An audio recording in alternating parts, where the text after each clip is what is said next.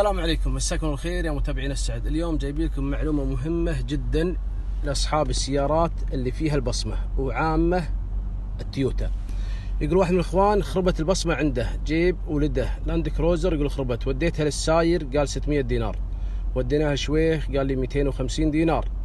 يقول جلست في الديوانية وسألت واحد من الإخوان، قلت موضوعي 1 2 3، تعرف لي أحد؟ قال أعرف لك واحد بالعماير عندنا في الجهرة. يقول وداني له الله يجزاه خير، يقولوا بدل لي الدواسة هذه فوقها في فيوز لونه أخضر كتاوت، بدل لي ب7 دنانير. يا جماعة شوف الغش شلون، من 600 دينار 7 دنانير. يقول من بدل 7 دنانير طقت البصمة اشتغلت. يقول طلع السبرينج لما تدوس بريك، السبرينج هذا يوصل النارية للبصمة. فنصيحة يا اخوان، الدال على الخير كفاعله، انشروا المقطع، خلوا اخوانكم اهل السيارات البصمة لا يستعجل بتبديل البصمة، اول ما يشيك على الفيوز اللي تحت قيمته 7 دنانير. اخوكم ابو علي فارس الصقري.